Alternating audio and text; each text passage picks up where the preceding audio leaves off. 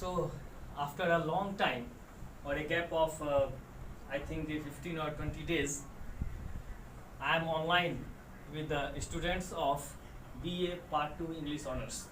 So, first of all, I wish you a very happy and healthy morning to you all.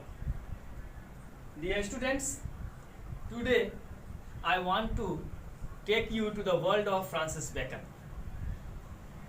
In fourth paper, you have a book named Prose Down the Ages, and in that book you have to read so many essays. A few, 4, 5 or 6 essays are prescribed for you people, and among those essays there is one of the brightest or one of the you can say informative essays, and that is of studies written by Francis Bacon. Bacon is one of the brilliant and brightest personality of 16th century English literature, that is the Elizabethan age. He is one of the brightest constellation in the firmament of 16th century literary firmament, you can say. He is born in 1561 and he left this world for his heavenly abode in 1625. Dear students, you know this fact very well, that Elizabethan age is the age of music, is the age of songs, sonnets, music, love, romance. That is the world of drama, you can say. Shakespeare and other writers like Ben Jonson, Christopher Marlowe, and so many playwrights and dramatists cast a spellbound magic, you can say, upon the readers. And Bacon is the prose master. He is the father of essays, you can say, of that particular age, of that particular period. He is the glorious achievement of 16th century. He is a genius. He has multifaceted personality. He is a prolific writer. He is the father of essays in English. And he was a man of versatility just because he was not only an essayist. He was a member of parliament, he was a jurist, he was a philosopher, he was a medical practitioner and what not. So he has rather the greatest caliber in almost all the fields. He is the fruit, he is the best fruit of English Renaissance of mid 15th century. And we see that Renaissance, in England, or English Renaissance has two fruits, you can say, has two effects. One is the humanist effect of the Renaissance, and the other is the Machiavellian effect of Renaissance. And Francis Bacon embodies both these two effects, that is to say, humanist effect, at the same time the Machiavellian effect of English Renaissance of mid 15th century. Bacon is a man of versatility. He is a wizard, you can say. As an essayist, he is a wizard. He is a magical writer. His essays cast a spell-bound trance, you can say, upon the readers, you can say. When the readers read his essays, they are transported in the world of trance. Before Francis Bacon, there was no essayist in English literature. So he is the pioneer, you can say. He is the pioneer of essays in English, and he has his effect of Montaigne, a French essayist, upon him. At the same time, he has been affected greatly by Aristotle, a Greek philosopher. But presently here we have to concentrate upon Bacon as an essayist. So we find the influence influence of Montaigne Montaigne, the French essayist, upon Francis Bacon. And you can say Francis Bacon is a disciple, you can say Francis Bacon is the disciple of Montaigne, and he has derived the spirit for the essays, love for the essays, concept for the essays, undoubtedly from Montaigne. His essays, it means the essays of Francis Bacon has impersonal wisdom. These essays are like the capsules. These essays are graphic, are direct, are straightforward, are to the point. Bacon touches the subjects of day-to-day affairs. He writes his essays upon love, upon marriage, upon doubt, upon child rearing, upon good and evil, upon education, upon health, upon trust. So all these things, all these topics are the matters of day-to-day affairs, you can say. His is a scientific style, and he is told as the progenitor, Progenitor. He is called the progenitor of scientific method. His essays are more intellectual, you can say. His essays are you can say, if I am allowed to use this word, his essays are heady, you can say. They lack a bit emotional effect in them. They like the Elizabethan era, you can say, like the dramas or plays of Shakespeare, which goes, you can say into the heart of the readers. These essays of Francis Bacon goes or attacks into the mind upon the readers. So now we have to concentrate upon his studies. As I have told you, Bacon writes upon the common topics, and his is an aphoristic style, you can say. His is an epigrammatic style. So आप कहते हैं सूत्रात्मक वाक्य. In writing, you might have seen two things. One is the PC writing, that is known as in Hindi Sankshepan, and the other is expansion, you can say, जिसको आप हिंदी में पल्लवन कहते हैं, संक्षेपण और Pallavan. So in PC writing, we get the passage and we write the things in short form. So इसको हम कहते हैं संक्षेपण, यानी संक्षेपीकरण, यू कैन से. हम उसको संक्षिप्त करते हैं, उसको छोटा करते हैं. और पल्लवन में क्या करते हैं? पल्लवन जो एक्सपेंशन है, there is an idea given there. अजल गगरी छलकत जाए, empty vessel sounds much honesty is the best policy, a stitch in time saves 9, success lies in attempt not in result. तो all these things are you can say seed statement. इसको आप कहते हैं बीज वाक्य.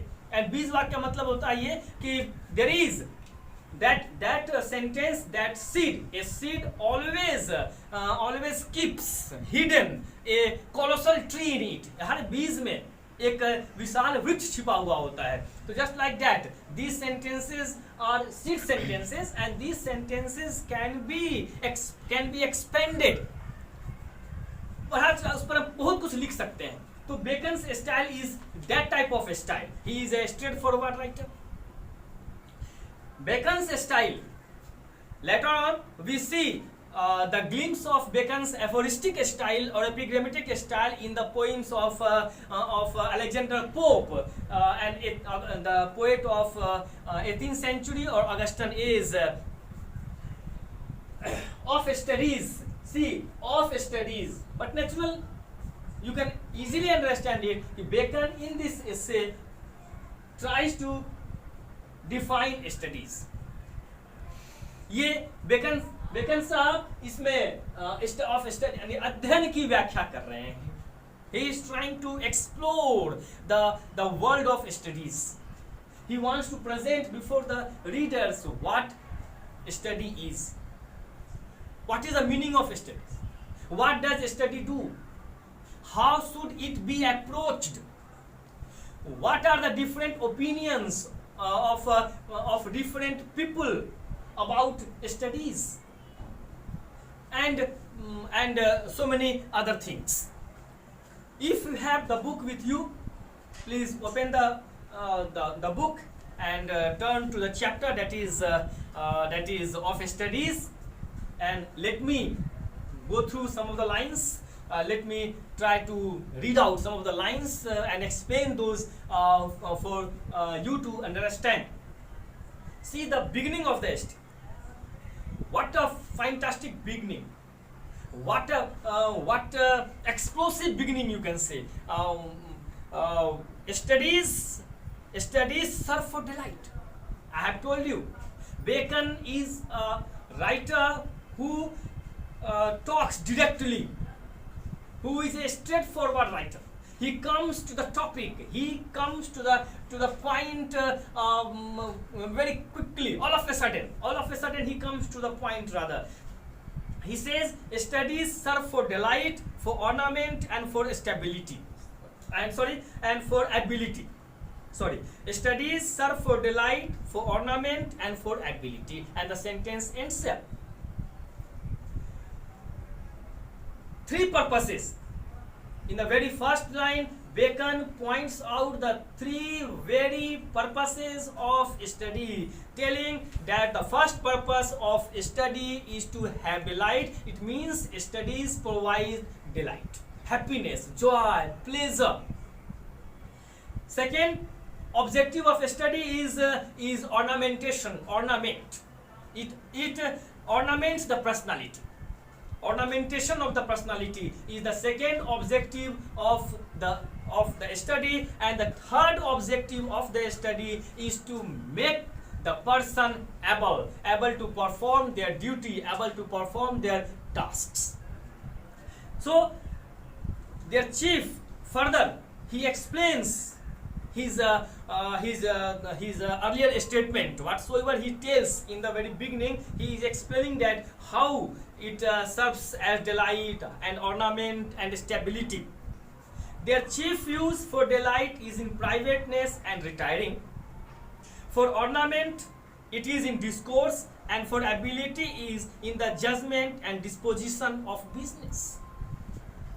Bacon says very clearly, very honestly, you can say, very straightforwardly, that studies are for delight, and this pleasure, this joy of reading comes to the reader when he is in privateness, when he is free from botheration, when he is in a mood of retiring, you can say, when he is in a mood of rest, and if he is going through some book, that reading provides him pleasure and joy.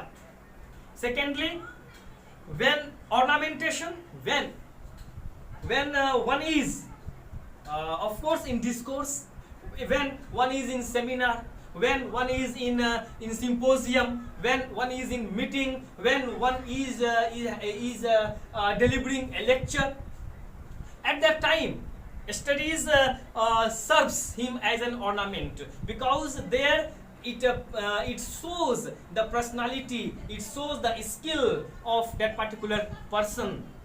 And thirdly, for ability is in the judgment and disposition of a business. And the third objective of studies is to make man able to solve out some problems, able to do some works, able to make him able to come out of problem, able to sort out the problems. That is the ability of education, you can say. That is the ability of study. So studies serve for delight, for ornament, and for ability. Their chief use for delight is in privateness and retiring, and for ornament is in discourse, and for ability is in the judgment and disposition of business. Further, Bacon in this essay comes with a very remarkable remark when he says, to spend too much time in studies is sloth, to use them too much for ornament is affectation, and to make judgment wholly by their rules is the humor of a scholar. You can't deny Bacon. Whatsoever Bacon says in his essays holds much water. 100%. Bacon is 100% true. What does he tell here? To spend too much time in studies is sloth. You might have seen some of the students sitting with the book from morning to evening, and from evening to night, from evening to morning, you can say, morning to evening and evening to morning. Those students, in my view, are called book बैठा student. वो book लेके बैठ गए, आराम से बैठे हुए हैं अपना. What are you doing? पूछा जा रहा है, what are you doing? पढ़ रहे हैं. What are you doing? पढ़ रहे हैं. What are you doing? पढ़ रहे हैं. कितना पढ़िएगा भाई? It is not an easy task to read. It is not an easy task to study. पढ़ाई करना, it's a very tough work. The toughest work of the world is to read, and the easiest work of the world is to take the goat to graze. पढ़ना सबसे कठिन काम और बकरी चराना सबसे आसान काम. आराम से ले जाइए, बकरी को छोड़ दीजिए, बैठे रहिए, बकरी चरती रहे. पढ़ना क्यों टफ है? Because it needs concentration, and you know, our mind is a restless bird. It can't be tamed easily. A mind can't be made pet or tamed very easily. इसको पालतू बनाना, मन को स्थिर करना, to concentrate the mind is very tough, because the slightest air can shake it, because it is like the banyan leaves. People पात सरिस मन डोला. People के पत्ते की तरह ही मन डोल जाता है. और आप कह रहे हैं भैया कि हम पढ़ रहे हैं. आप पढ़ नहीं रहे हैं, आप पढ़ रहे हैं, आप गर रहे हैं. तो पढ़ते. Bacon is against this पढ़िंग. Bacon is against this study. Bacon is against this reading. उनका साफ कहना है कि अगर कोई व्यक्ति too much करता है काम, too much, to spend too much time in studies is sloth, ऐसा है तो वो आलस्य की निशानी है, वो निठल्ला है, वो पढ़ाकू नहीं है, वो निठल्ला है. उसके पास करने के लिए कुछ नहीं, किताब खोल के बैठा हुआ है, वो पढ़ नहीं रहा है. It is a निशानी of, it is a symbol of laziness, and Bacon is against this. Bacon इसके against है. To use them too much for ornament is affectation. Bacon is also against it, no doubt. Bacon says studies serve for ornament. Studies glorify the personality of a particular person. Studies make one's personality charming. Studies add golden feathers to the personality of a man. But it is not that one should always go after ornamentation, you can say. To use them too much for ornamentation is affectation. हमेशा हम just if one is very much interested in showing his knowledge everywhere. Suppose you are in your gaon, you are in your village with your dadima, and your dadima does not know anything about Shakespeare, about Ben Jonson or Shakespeare or Francis Bacon, etc. She speaks her own mother tongue, you can say. She even can't speak fluent Hindi, and there you go there and you start speaking English. Oh, dadima, do you know who is Shakespeare? And Shakespeare is a dramatist, and what do you want to show there? आप गांव के लोगों के साथ हैं, गांव के गरीब लोगों के साथ हैं, अनपढ़ लोगों के साथ हैं, इलिटरेट लोग हैं, अनएजुकेटेड लोग हैं, लेस एजुकेटेड लोग हैं, लिटिल एजुकेटेड लोग हैं, और लिटिल एजुकेटेड लोग हैं, उनके साथ जाते हैं आप और वहाँ अंग्रेजी दिखाने लगते हैं, वहाँ मतलब शो करने बोलने लगते हैं, या वहाँ आप ये शो करते हैं कि मैं इतना जानता हूँ. तो बेकन इज अगेंस्ट दिस, कहते हैं नहीं, ये गलत है. Study should not be used all the time for the purpose of ornamentation. Meet a man must not be showy, you can say. And the next he says, very important lines are here: to make judgment wholly by their rules is the humor of a scholar. Bacon, studies make one able. No doubt, ध्यान से सुनिएगा, dear students, please take care, listen to me, you can say with utmost attention. Bacon says studies make a person, make a man able. यानी the studies enables man to solve problem, no doubt.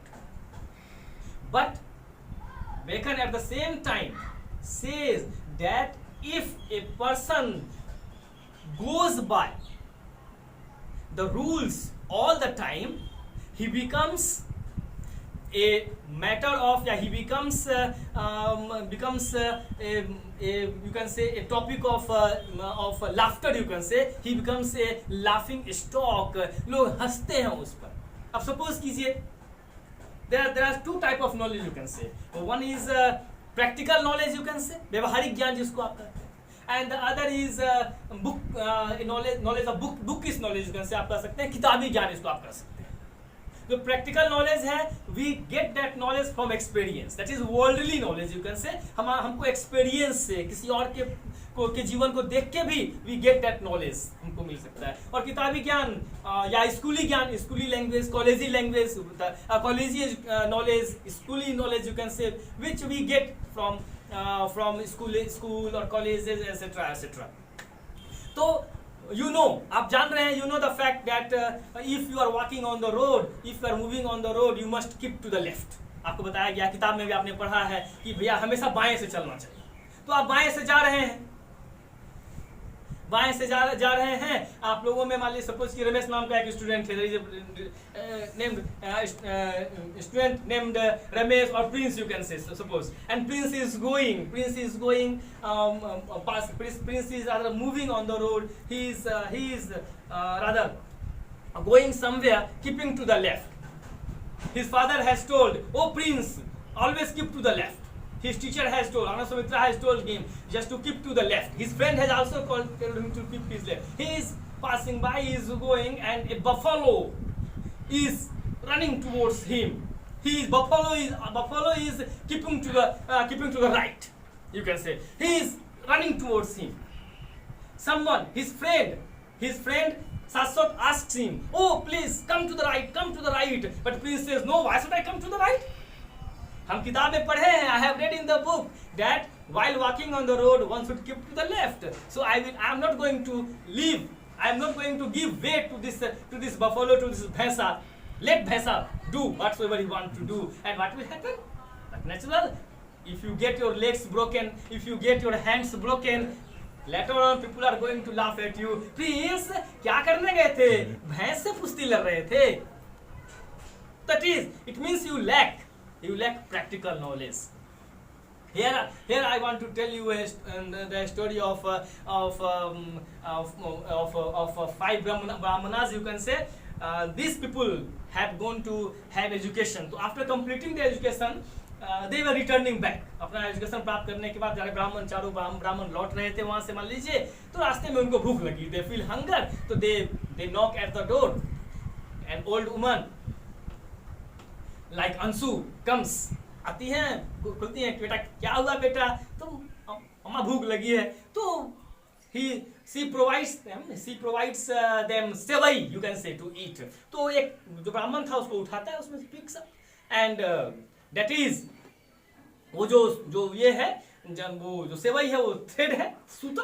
तो उसने क्या कहा, दीर्घ सूत्री च विनश्यन्ति. उसके गुरु ने पढ़ाया था, दीर्घ सूत्री च विनश्यन्ति, यानी कि जो आज का काम कल का काम परसों पर जो काम टालता है उसका विनाश हो जाता है. उसने क्या कहा, दीर्घ सूत्री च विनश्यन्ति, ये जो दीर्घ सूत्री खाता है उसका विनाश हो जाता है, बिना खाए वहां से भागे. चले वहां से, they started again their journey. रास्ते में मिल गया एक शव यात्रा हो रही थी, लग गए उसके पीछे. कहा ये कौन है, कहा ये महाजन है. उन्होंने कहा महाजन यथा स पंथा.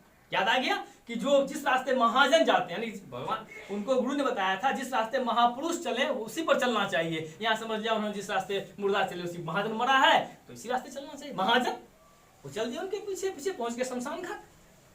there was a river and there they want to go to that side of the river. They do not find anything. There was no boat. So a leaf was you can say floating there in the water, and they jumped upon them.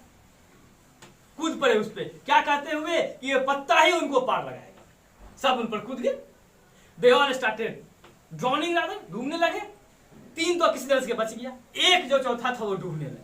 तीसरे ने उसका माथा पकड़ा, बाल को पकड़ा और गर्दन काट लिया, कहते हुए गुरु ने बताया था कि विपत्ति के समय में जहां सब कुछ खत्म हो रहा हो तो जो बचे उसको बचा लेना चाहिए। अब सपोज कीजिए आप जो उन्होंने किया, whatsoever they were doing, they were well-read persons. They were well-read persons, no doubt, but they lacked practical knowledge. They were very good in their in bookish knowledge, but they were very much weak, or they have no practical knowledge. It is because of that they become laughing stock. So here Bacon says, to spend too much time in study is sloth, to use them too much for ornament is affectation, and to make judgment wholly by their rules is the humor of the scholar. So, to make judgment wholly by their rules is the humor of a scholar. Further, Bacon says, crafty men condemn studies, simple men admire them, and wise men use them. In the very beginning of the essay, I have told you, Bacon here in the essay defines studies. He is here presenting, you can say, the post-mortem report of studies, you can say. What is study? What is the objective of studies? What are the functions performed or served by studies? What is the different roles of studies? And what different people think about studies? What are the opinions of the people of you can say almost all the fields regarding studies, you can say.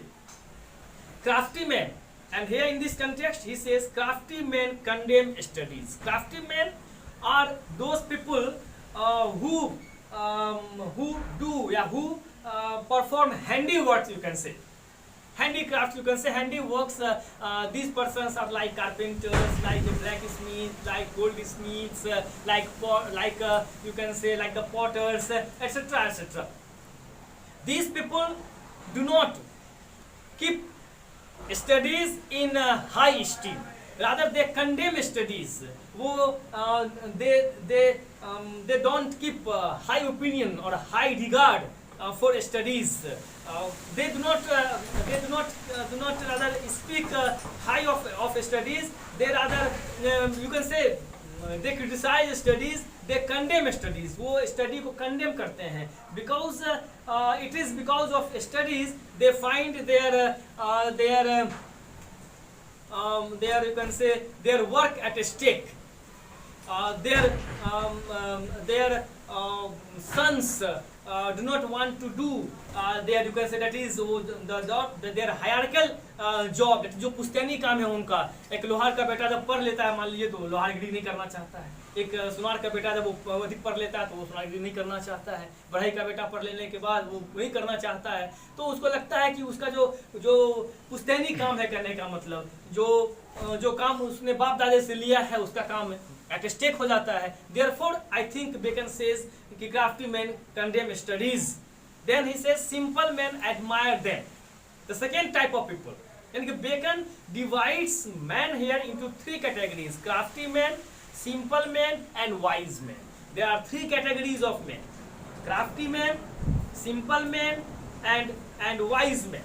So simple men, they do not condemn studies like the crafty men. They do not criticize studies. They simply admire studies. They praise studies, you can say. have good opinions regarding study, you can say. They keep studies in high esteem, you can say. They speak very high of studies. They admire studies. वो studies की प्रशंसा करते हैं, उसके बारे में खूब अच्छा बोलते हैं, study करना चाहिए, लोगों को पढ़ना चाहिए, this that. And the third category of people, wise people, यानी कि wise men. Wise men use them. Bacon says that those people who are wise, they neither condemn studies nor appreciate or praise or admire studies, rather they use studies. And this is the first and last you can say use of studies, you can say, that makes a person able, you can say. So they utilize studies, they use their studies for the development of their personality. They use their studies for their progress, you can say. So crafty men condemn studies, simple men admire them, and wise men use them. For they teach not their own use, but that is wisdom without them and above them, won by observation. Further, Bacon says, read not to contradict. Read not to contradict and confuse, not to believe and take for granted, not to find talk and discourse, but to wait and consider. Here in these lines, Bacon suggests why to study, क्यों पढ़ना चाहिए, क्यों पढ़ना चाहिए. And there he says, read not to contradict and confuse. Bacon says that one should not read only to contradict, खंडन करने के. कोई, if someone is telling someone, no, this is wrong, it is not true, so this type of for such type of thing, Bacon says that one must not read, you can say, one must not study, not to believe and take for granted, केवल विश्वास कर लेने के लिए. Yes, Bacon, I have told you, Bacon is a scientific writer. He has the scientific approach, not only in literature but in life also. So Bacon says one must not read just to believe or just to take things for granted, not to find talk. There are so many people who read just to find out talk with other people, just to show their merit, just to show their scholarship, just to show that they know very much, etc., etc. So don't read for that and discourse, but to wait and consider. What for one should read? One should read for weight, अपने को तौलने के लिए, या how, अपने को देखने के लिए कि what is their metal, just to prove their metal, just to prove their caliber, just to weight themselves, just to consider, यानी कि just to be able to distinguish between good and bad, between healthy and unhealthy. But it means one should read just to be a man of scruple, you can say, just to be a man of scrupulous, just to be a man of conscience. So here you have seen in the essay that Bacon Bacon says that study serves for delight, it serves for ornament, it makes one able. There should not be too much studies, because too much of study makes one sloth, and if one contradicts all the time, so that means it is his affectation, you can say. If one is always in search of finding some discourse, so it is also not good. How crafty men condemn studies, how simple men admire or appreciate it, and how study is properly utilized by the wise people, how wise people make proper use of studies. So now the time is fleeting, and the essay is so interesting. At the same time, there are so many lines left in the essay, so that these lines will be discussed in our next class. I hope you you might have understood whatsoever have been told to you. I have tried my level best to enkindle your interest in Bacon. So read Francis Bacon on your own. Go through these lines again. Just try to understand it. And if you have any problem, if you feel any problem in understanding anywhere, you must send your problems through your comments. Comments, and those problems of yours are going to be sorted out by me, and we will meet again in our next class, just to complete, just to finish this essay. This essay still keeps so many useful, interesting, and lovely lines, and those lines will be explained, will be read by us in our next class. Till then, have a very nice days and night. Enjoy yourself. Try to dispel the darkness of despair caused by corona. So wish you a very healthy, happy, and sweet days and night. Thank you. God bless you all.